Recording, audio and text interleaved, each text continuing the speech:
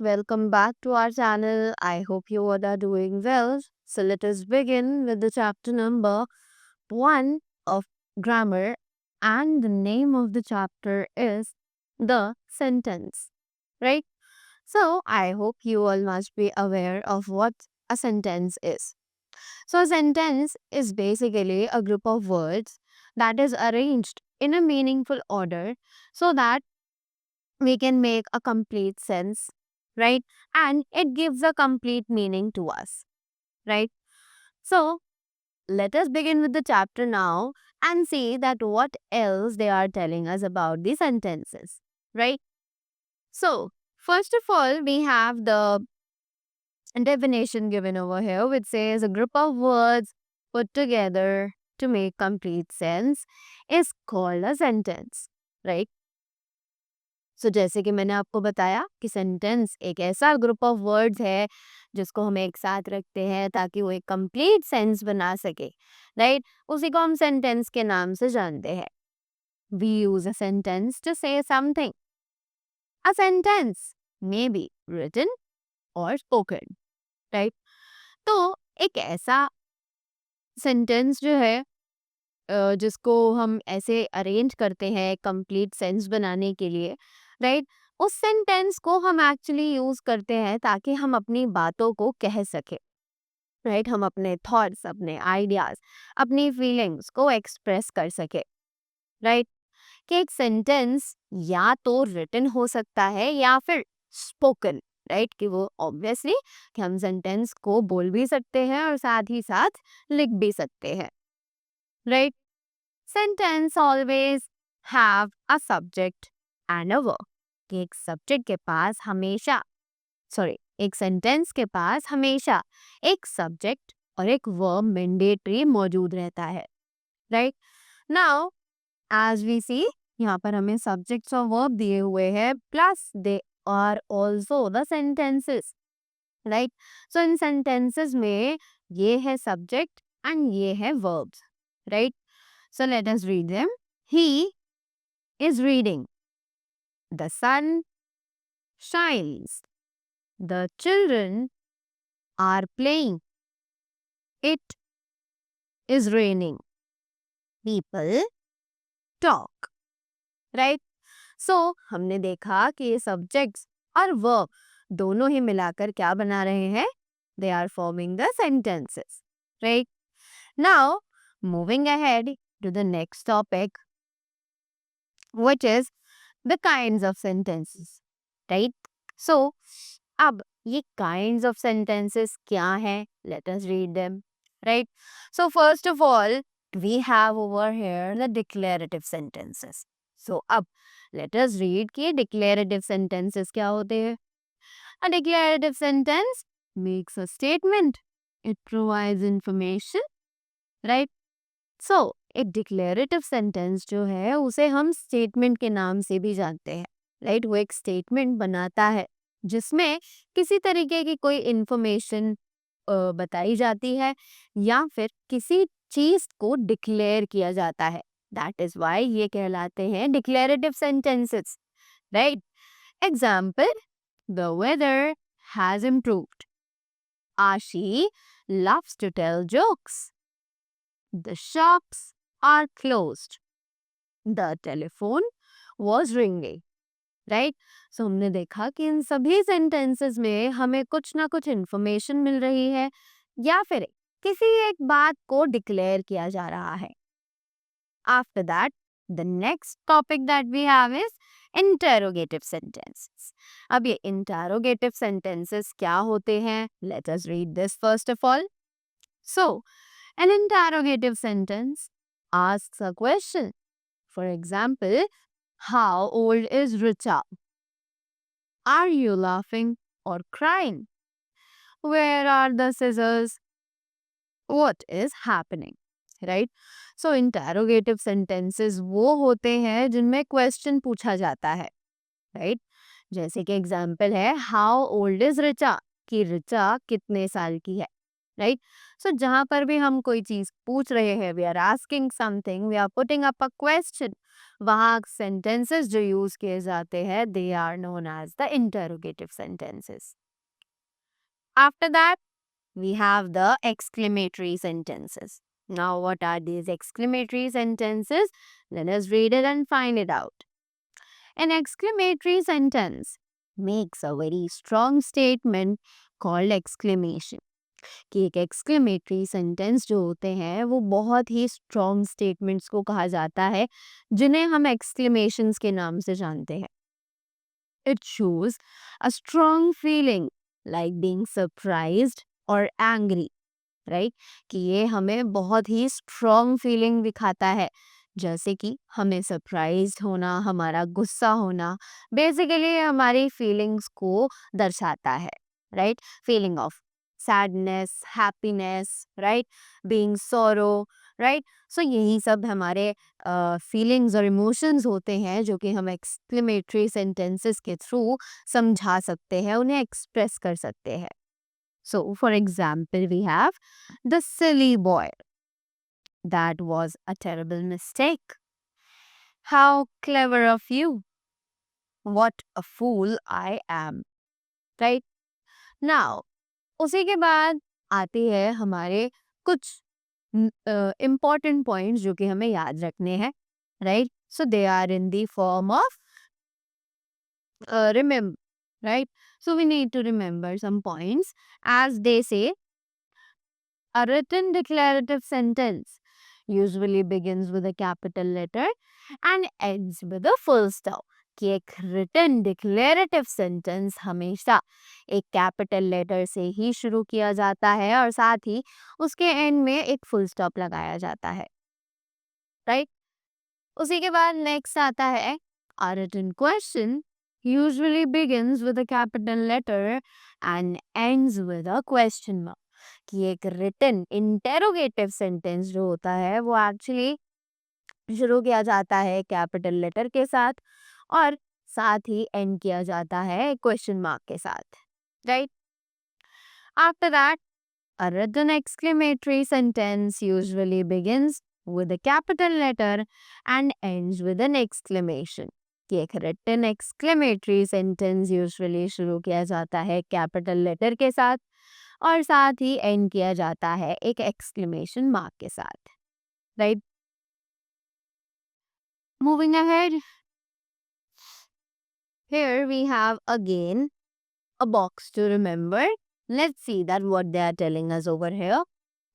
Exclamations are independent sentences but do not necessarily have a subject and a verb. Right, कि exclamatory sentences usually independent sentences होते हैं, यानी कि उन्हें अपना मीनिंग कंप्लीट करने के लिए किसी भी दूसरे सेंटेंस की ज़रूरत नहीं पड़ती है. They are independent.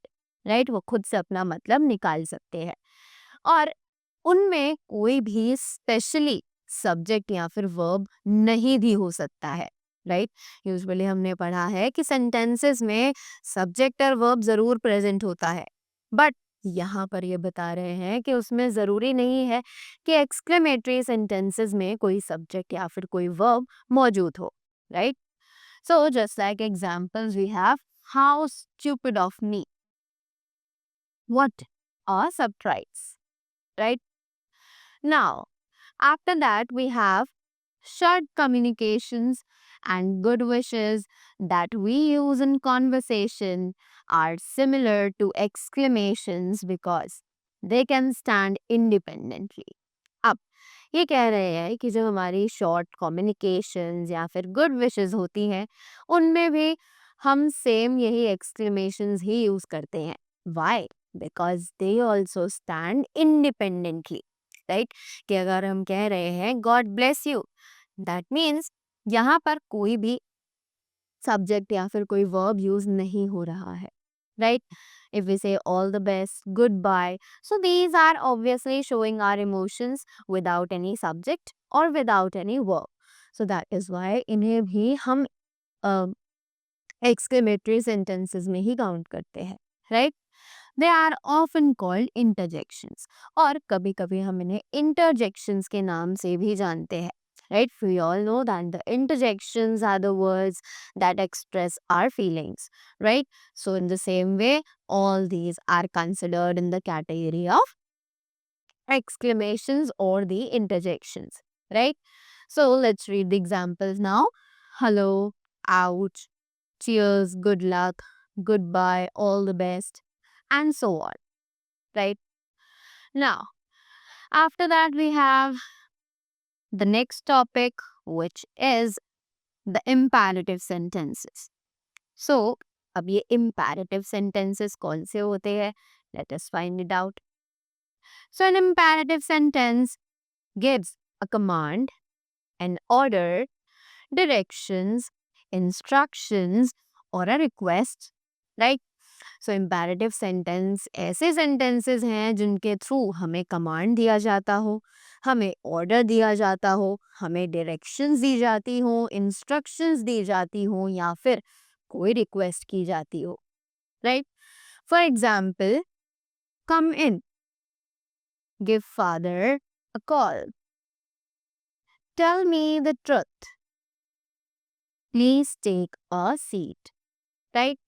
सो यहाँ पर हमने देखा कि इम्पेरेटिव सेंटेंसेस जिनमें हमें कोई कमांड दिया जा रहा है, हमें सजेशन दी जा रही है, ऑर्डर दिया जा रहा है, all these sentences are considered as the imperative sentences. Right? Now we have again a box to remember. Let's see what it says. So, a written imperative sentence begins with a capital letter and ends with a full stop or exclamation mark. Right? कि एक written imperative sentence हमेशा शुरू किया जाता है एक capital letter के साथ और एंड किया जाता है एक फुल स्टॉप के साथ या फिर एक्सक्लेमेशन मार्क के साथ. Right?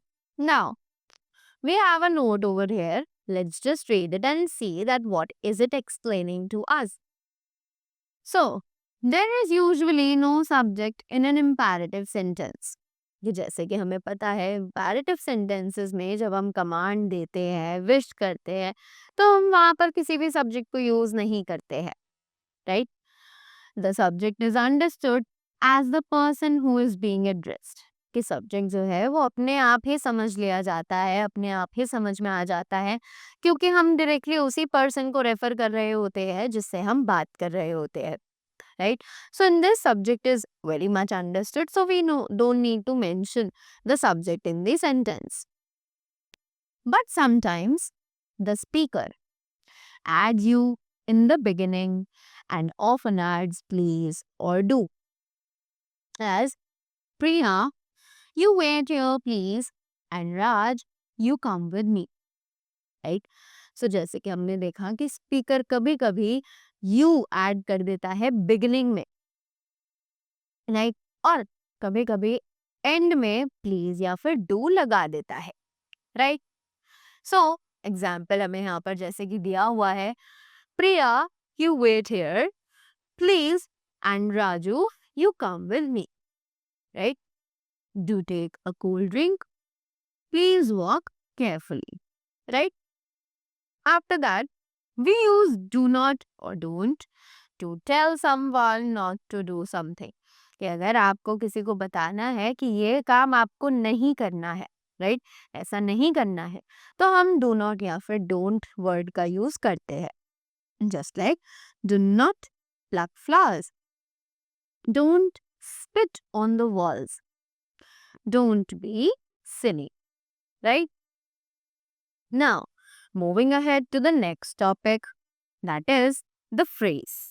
So now let's see कि ये phrase आखिर है क्या. Right? We know that a sentence usually has a subject and a verb.